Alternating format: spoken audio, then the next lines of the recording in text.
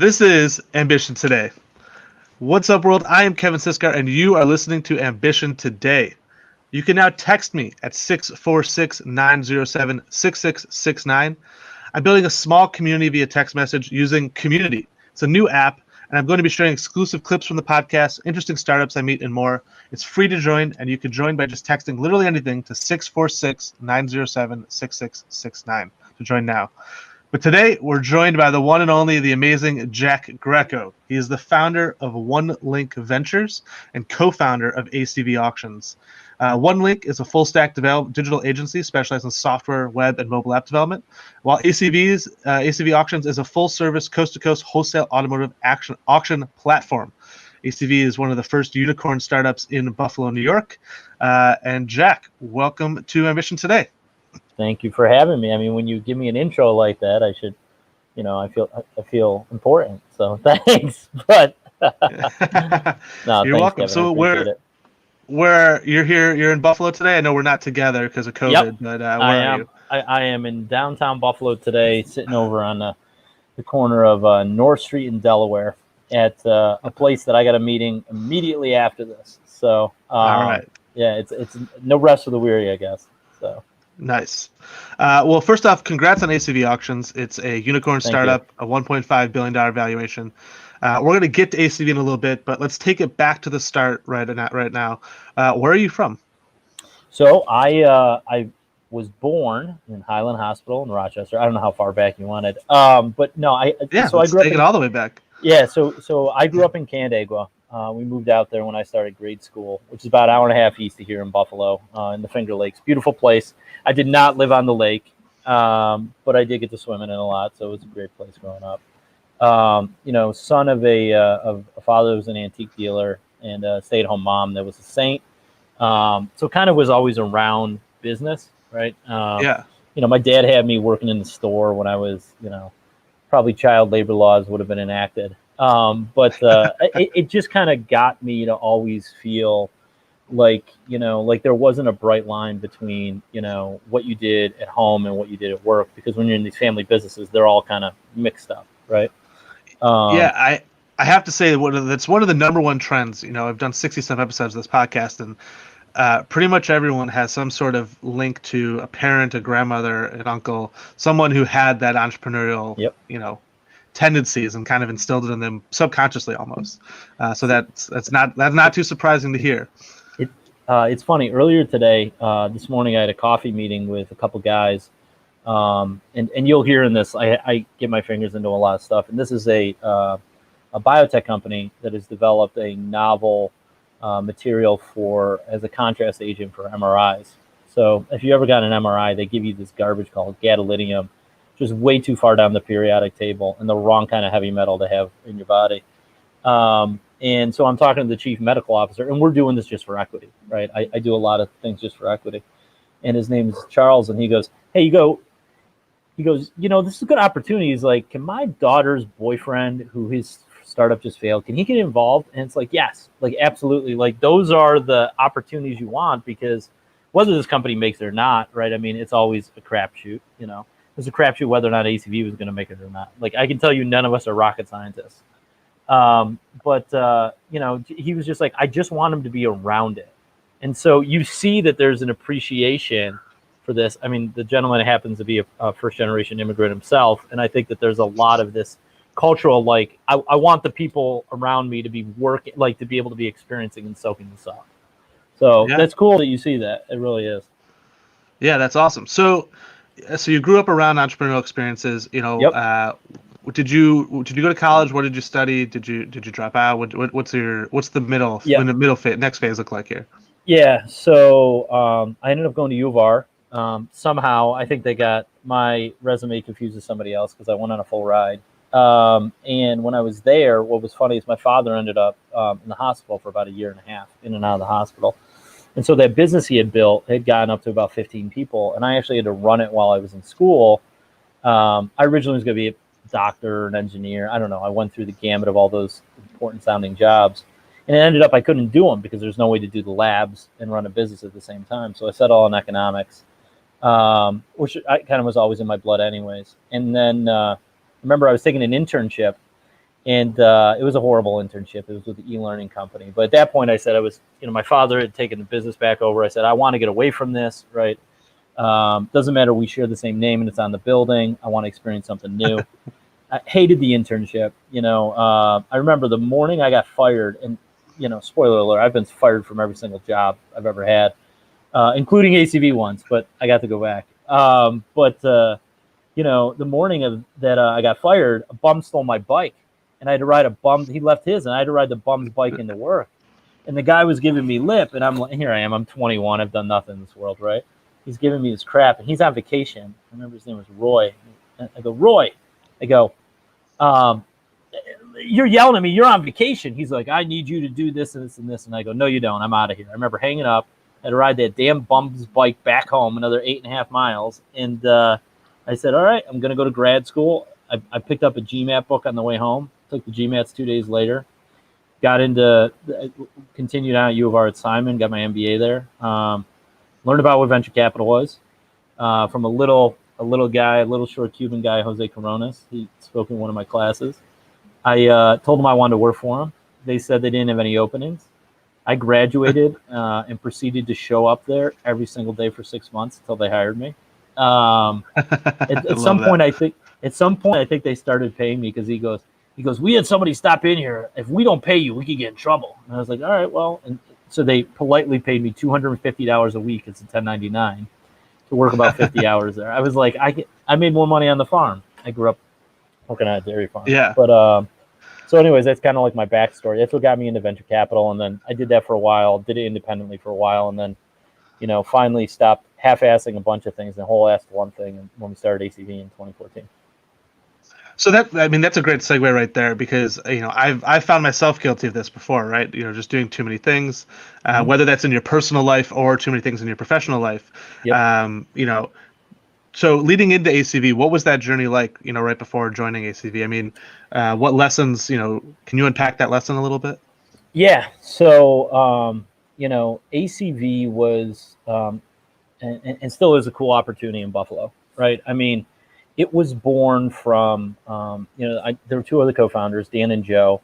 Joe I didn't know from Adam originally. He had just moved back here because his wife was from here. And Dan, I had known because we were two young guys like bouncing around this nascent startup space in upstate New York. I was living in Rochester at the time, and he was in Buffalo. And we understood each other, had complementary skill sets, and we both sat in a catbird seat. Like, we would see a lot of things. And so, we were just buddies, and we always said if one of us did something, maybe we'd do it together. So, and actually, ACV, in my eyes, didn't start because of all that.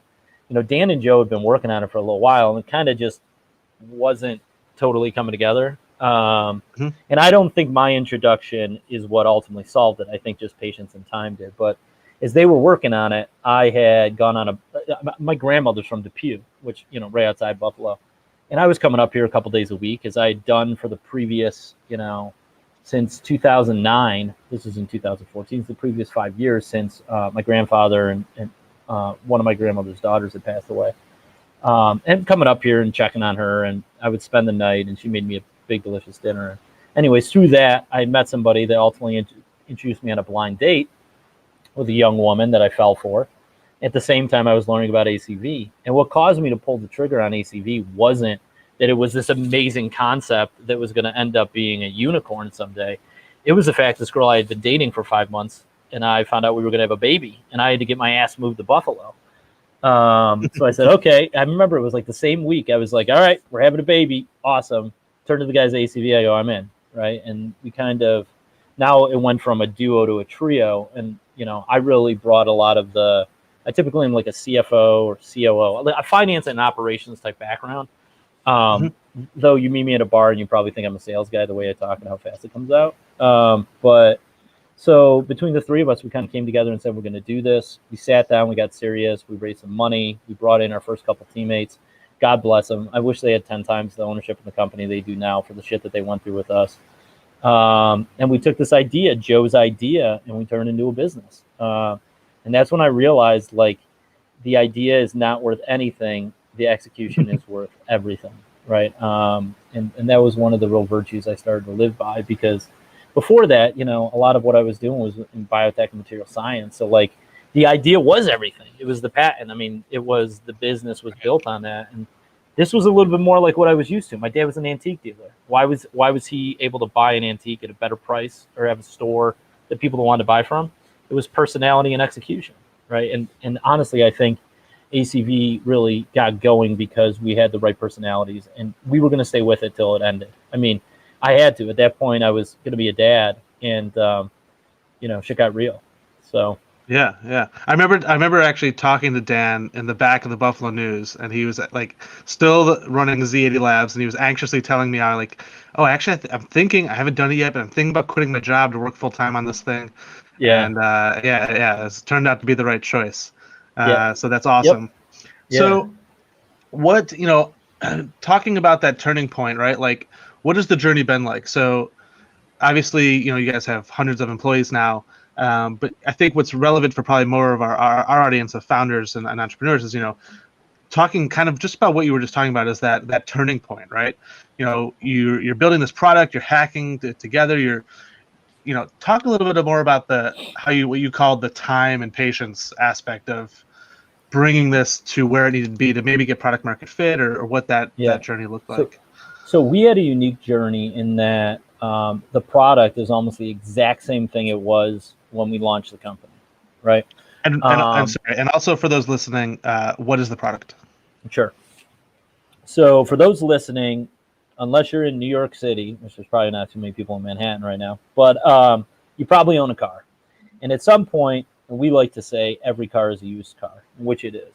So, that car at some point got to whoever you bought it from, or will go to whoever you're going to buy it from, right? So there's not a lot of C to C that happens. I mean, the car I drive, I actually found on for sale sign on the side of the road, but that's not the way it typically is now. A lot of times cars get traded in. When they get traded in to a dealer, that dealer a lot of times doesn't want them. About half the time wants to get rid of them. Let's just use that anecdotally. So when they want to get rid of it, they want to sell to other dealers, and that's called wholesale. That was always done physically. There were these big physical auctions that just looked like these double-sided garage door, lanes, and there would be a bunch of them, Odessa, Mannheim, and these cars would go there on a particular day that we can sell. And we said, this is stupid. This is stupid. One day a week, you get a chance to sell a car. Everybody's got to go somewhere. There's an opportunity cost to get there. There's no inspections on them. Why hasn't technology touched this industry in the last 70 years? And, it was really Joe's idea. He was like, I want to put this on an app. That was the idea. And so we put it on an app. We built an app that replicated some of the things that were thought to be requirements of having to show up on your own, like doing an inspection on a vehicle yourself and stuff like that. And so now dealers is dealer to dealer. It's a big space, 20 million cars a year, kind of 17 to 20 million people say are in this wholesale space that trades hands. And now we've given a way to do it, digitally. So, our high water month, that's been publicly stated has been about 45,000 cars. So think like 500,000 a year. So I mean, Wow. that gives you an idea how big. Like we think we're a big company. I mean, I think it's 1,300 employees now, maybe a couple more. Yeah, it's a big thing, and we are one of the pioneers in doing it purely digital. And we've instigated. What was that? Sorry, go ahead. No. Go ahead, please. And what was that shift like when you kind of made that shift from product to sales and getting that early traction? So, I mean, we did not have a ramp up beta period. We talked to a bunch of people, and it was June 1st, 2015. It was a 2004 Mazda Tribute that we ran, was our first car, and we sold it $2,400. I don't think we made any money on it, but it transacted, right? I mean, there was not like this, hey, we got to tweak it. Hey, we have to play with it. It was like, okay, this dog hunts. Now let's let it out. And that first month, we transacted 53 cars. Next month came along, and we transacted about 100 cars. So June, July, August, the month my son was born, we transacted about 150 cars. September, almost 200. We're like, okay. I mean, you can imagine the model's just like, ving, we're all going to be millionaires overnight. Well, it didn't end up happening, but, we consistently grew. And then we felt the cyclicality of the seasonality of the cycle, and we went through some bumps and bruises. We won $1 million at 43 North. Joe had his first kid 2 months after me in October. Now we all got kids at home because Dan had a kid already, Ada. We tried to make a go of it. After about 6 months after that, we were at each other's throats. Joe asked me to leave the business. I happily obliged. Board freaked out. We ended up, that's when George came on as our CEO. George called me up. He goes, "Hey, would you come back?" And I go, "Oof, I don't know if the missus is going to like that." But he ended up getting me to come back. And then, I came back and I stuck around for almost another 3 years after that. Yeah. And the company just grew. I mean, there were a lot of bumps. Look, it was not easy raising money locally. I mean, we raised it locally. We did not get a lot of favors. I know a bunch of our seed investors will tell me that I'm wrong. And I'm not talking about the little guys, but I don't think we really got a fair valuation. I don't think we really, a lot of the things I learned from that, now that I'm a pretty active angel investor, I'm in close to 50 deals myself.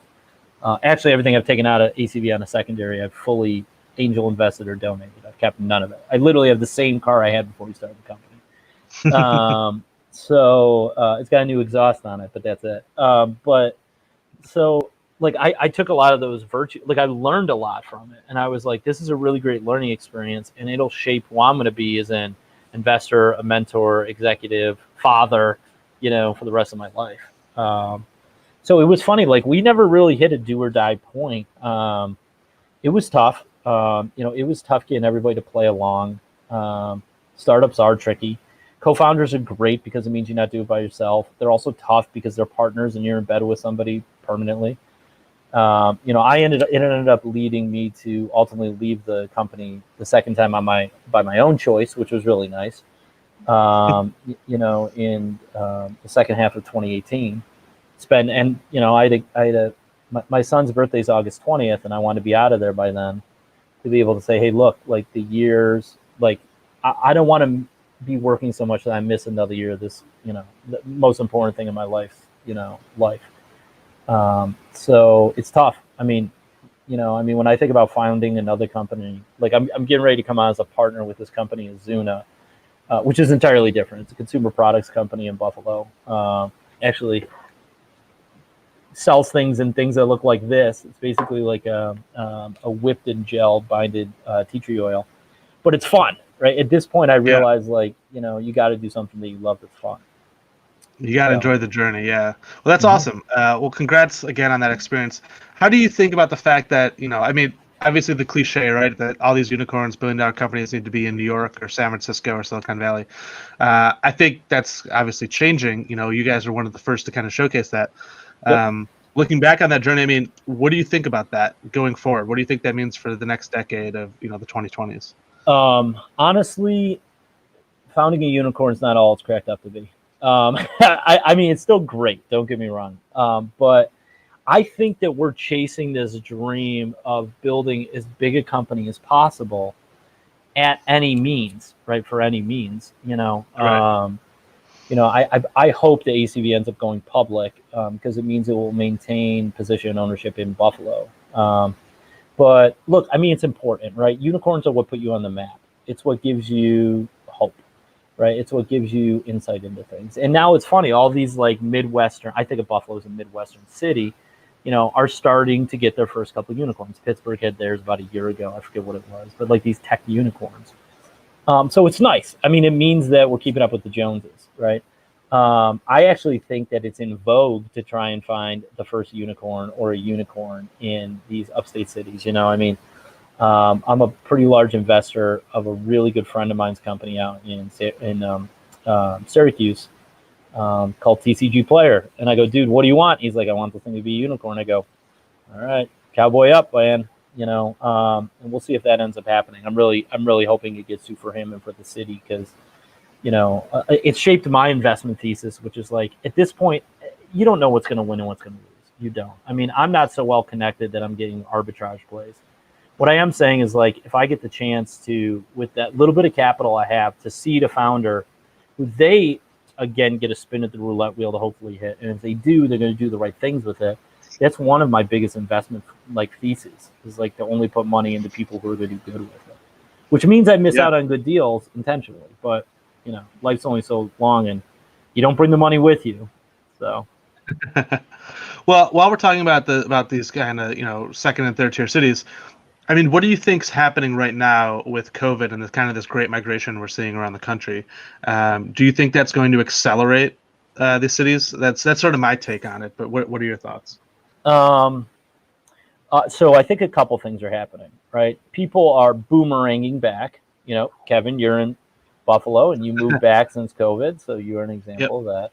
There's the Zoom towns, as they call them, right? Like, you can't buy a place in Tahoe, or I mean, I spent a lot of time in a camp up in the Adirondacks. Like, the property value is like doubled up there, right? Yeah. So there's these Zoom town where people are like, I just want to get reconnected. I think it's awesome. I think it's great. It's not just the anarchist in me saying that, but like, I think it's really wonderful that you no longer have to make the decision, I'm doing this for my career or I'm doing this for my family, right? I mean, COVID has allowed you to be able to kind of do both of them together, which is really cool. Thanks, man. I appreciate it. So yeah, I would definitely second that. That's not having to strike that balance, right? I mean, we moved to New York for opportunity, right? And 8 hours away from everyone. And so it's definitely I love how you kind of phrase that, the finding that balance. Yeah. No, it's cool. I mean, and I think that just as it's given us more time to. And look, I want to preface this by saying I have lost no loved ones to COVID. I haven't personally gotten it or suffered from it. So I mean, like in those instances, like the tragedy it comes with a loss of life or like a hampering on life is horrible. But the macro, like the ripple, long-standing effects of this, I think is going to be wonderful. I think people are going to stop making their work, their life in the wrong way, right? I mean, look, I'm a founder and an entrepreneur. I'm sitting next to another founder right now next to me, right? Like, like we work a lot and we live what we do, but we do it for us and we do it for our own causes. We don't do it for Morgan Stanley. We don't do it for, Goldman Sachs. We don't do it for, so it's really interesting. And I mean, as somebody that's in the smaller city that has lost a lot, I think it gives a lot of opportunity for one to get talent physically back here, maybe even if they're not working with the companies here. And look, so if it means that people that have more global connections, I'm going to sit next to a bar and bump into, and that's wonderful. I mean, it's going to create more collisions. And the problem is these little cities have been so siloed that now that the silos are gone and it's more of a digital world, the physical presence of people are the collisions that really can help us grow. Yeah. So you mentioned a little bit there about being able to find the, not having to choose between career and personal life so much. How do you personally think about work-life balance as having been a founder and so involved in startups? I think founders don't think about it or mental health as much as they possibly should. Thanks, man. It or mental health as much as they possibly could and should. I mean, work-life balance is, I mean, like, I'll give you an example. At ACV, I never want to do that again. I mean, I was tracking my hours, and there were easily weeks I was cracking 100 hours. I mean, to crack 100 hours means you don't really get to sleep, right? It wasn't every week. It was when we were doing fundraising. And, I mean, those were definitely the highlights, the high watermarks. But, I mean, I can tell you personally now, I actually, I still work with executive coach, which is another thing every single founder should get. I don't care how early you are, find one. But, I have two good ones that are now friends, so I kind of do coaching and kind of work with them. But I told them, I said, I took every one of my responsibilities and laid them out, and I put the time commitment I want to do on it, and I gave myself a balance of the amount of time that I actually want to spend, not with my family and not stuff like that. And so I basically built a table and I put all the chips on it, and I got to find a way to make them fit, and everything it doesn't fit, I take out. And it means I've dropped a ton of stuff, but I realized, like, I dropped a ton of stuff that I really didn't need to begin with. Right. Now, in work, it's a little bit tougher because for me, this is the things that fell off is I can't mentor as many people. I can't advise as many companies. I've got what I'm doing for my family. I've got my main focus. I realized focusing on one thing is really where you get a aggregate effect of the output. So I'm focusing on one main project, and then all the other things are kind of like the little, pieces of rice or grains of sand that kind of fit around those big things. And when the jar's full, and to not have any, remorse or regret about that. So I personally am trying to get to the point of really getting to a 40-hour week. I'm like a recovering addict. Like, it's taking me a while to like wane off of it, but and I'm a single dad on top of this. So like the 1 day a week my son doesn't go to school, he's in pre-K, he's 5 years old.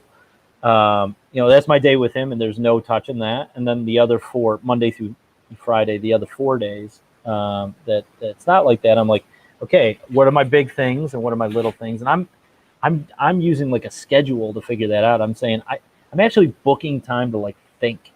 And I'm like, I'm not going to do anything but think in this area, right? Or read or learn.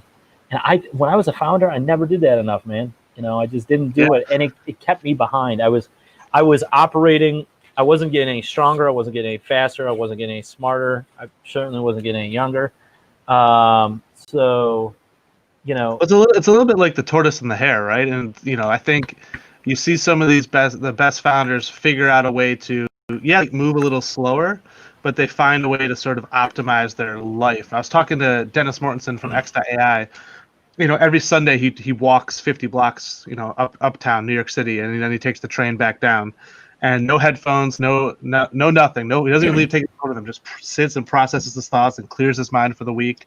And then when he gets into a meeting on Thursday, he's got everything sorted. He knows exactly how to respond, how to say. And really finding that balance can actually get you to the destination faster, because you don't necessarily burn out or scatter across the path there. Dude, I mean, we've all got like a cachet of like, clutter in our brain that you've got to get through. And you got to be intentional. Like, honestly, the byproduct, look, in Buffalo, we're known for our short commutes, right? So like, but even just that 20 or 30-minute drive, that you would take every day, that's now gone. Like, that was processing time for people, so that you have to be intentional about it now, right? Like, you're sitting in your house and there's kids. I mean, Kevin, you got a little kid, you got kids or kid or kids everywhere, or if not, you got animals everywhere, or your personal life everywhere, or whatever. You got to be insistent to make sure you are creating, unadulterated, pure focus time for just you to just like get back to being you. Pull all the pieces of you that floated around, collect them, stick them all back in you, and then be the best you can be. Yeah, and it's hard because it really takes taking a step back to do that, and that's scary to do in the moment, because doing that in the moment means you're going to fall behind on all this work that you're used to just like charging ahead with. So it's tricky. It's almost a muscle that you need to build over time. Yep, absolutely. So now that you're in this next phase, right, I want to ask you, what is your philosophy on, I don't want to say wealth, but let's say value, right? What is your philosophy on building and accumulating value in this world, right? Like, what this next phase of your life, how are you thinking about that? Take away this consideration that I have, that the United States position as being the only first world country that has never had a currency collapse may go away. Bitcoin's up today, but PayPal said yesterday they're going to start letting people transact on it. Oh, of course they are. 13,000 again. Yeah. Oh, is it? Oh, of course. I just sold a bunch of it the other day. So yeah, it's one of these wacky situations where I think people put too much precedent on the dollar, right? Like on the financial wealth that you build up. I mean, I can tell you operate best when you got a lot of friends and you can make a lot of connections. That's when you operate the best, And so I always try and think about the value of my network, right? I mean, you get to these points where having a lot of wealth, I think, and I've never been in the position where I've had that and held it, but all of a sudden you run up a bunch of points on the scoreboard early, but the game's not over. The game gets uninteresting. You start playing a prevent defense. People leave. Like, literally, it's like the microcosm of what happens in like a football game as compared to like life when you ring that up. And all of a sudden you start getting sloppy. right? Like you're not putting your best, like you're not getting better, you're not getting sharper. It's funny, you bring up crypto, and like I got a couple buddies that made a lot of money because they bought crypto. That made them no smarter than they were before. Now it just gives them a lot of money, and they play these, and what they've spent their money on is building a castle to defend what's left. And it's like, that's your life. That's your life. Like, I'd rather be hungry, right? I mean, I actually haven't even eaten lunch before this conversation, so I literally am hungry. But so, but Yeah. I don't know. I mean, look, I mean, if you are running a company to get rich and that's the only reason, quit fucking doing it. Absolutely, like, stop doing it. It's not worth it. Life's too short, and you don't take it with you. But if you're doing it because you absolutely enjoy what it is, and it doesn't mean that you have to love, like, the product doesn't make you up. It's like what's around it, you know? So like, do you get to make people's lives better? Do you get to make people happy? Do you get to heal people? Do you get to help make sure the world's in a cleaner, better place? Like, whatever it is, you better love it. And you know, my mom always said, she said, do what you love and then find a way to make money at it. You know, I can tell you one of the reasons I left ACV, I did not love helping used car dealers secure inventory faster. Like, that's not what they were writing on my epitaph. And I also didn't love working at a place that was, because of its success, was becoming corporate. And I was like, that ain't for me. I ain't a suit. You know, first time somebody asked me to cut my hair, I'm leaving. So nobody asked me to do that, but you know, you get the drift of where I am. So, I mean, my vision on the whole. That's such a good point. You know, we used to start Founder Institute with, you know, this passion session, and some founders would get annoyed that we would even talk about it, right? I used to tell them, it's like, you know, you can get annoyed that like we're not like immediately jumping into fundraising talks or product talks, but like this is the gas in the tank, and when this gas runs out because you just don't care anymore about this business, that's when it dies. And so you could pick something that you want to work on, right? And we can have this talk now, and we could probably extend your success rate by 5 years. Or you could just like go do something that you think you got a hook with, but like you're going to burn out in a year and give up on it. Mm-hmm. Yeah, super true. Well, Jack, we're gonna round it out here and take it over to the back channel. Thank you so much for taking the time to come on the podcast and share your lessons. Where can people go find and check out more about you? Well, they can go to LinkedIn. I mean, that's pretty much the only social media I'm on. I'll give you the link to the Buffalo Bridge. I write this, me and a couple other people, it's not just me. I write the wacky intro to this kind of weekly newsletter about everything, you know, startup related items, Buffalo related items, life related items. So happy for anybody to hop on that, and please give me your comments on it. Right, it's a little bit of therapy that I openly share with about 10,000 of my friends on a weekly basis. And besides that, I mean, come visit Buffalo. You know, I mean, it's I get with all this quarantine stuff, it's and COVID, it's a little tough, but it's a really good place. So if you're within driving distance, even if it's from the city, everybody knows somebody from here. I can tell you that much, and it's a good place to be, especially this time of year in the autumn. It's beautiful. So yeah, for sure. Well, awesome. Well, thank you so much for coming on the podcast. The show notes, which include everything from this episode, including links to what we talked about, will be up on the website.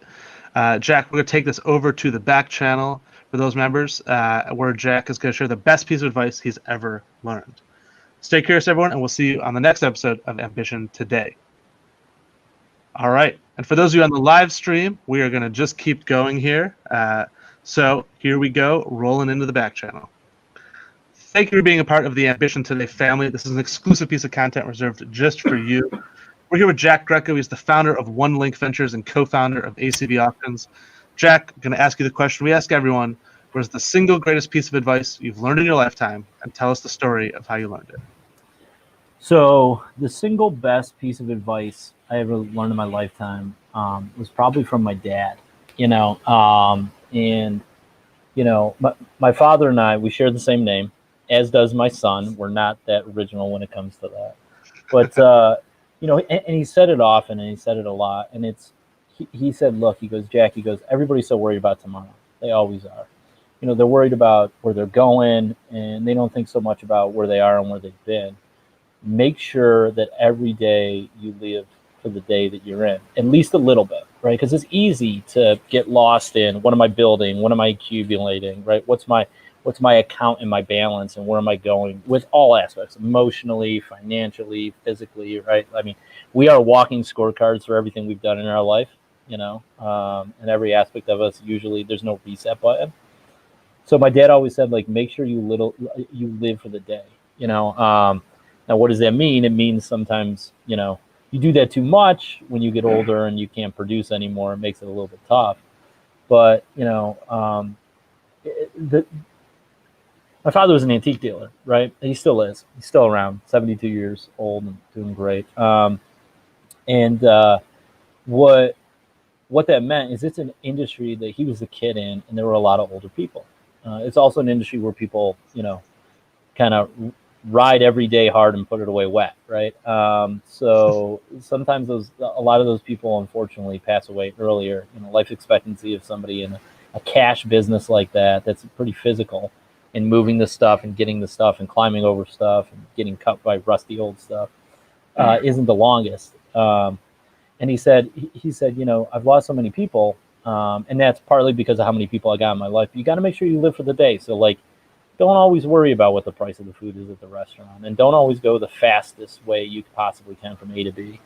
He's like, there's no antique shops on the thruway, and that's really true.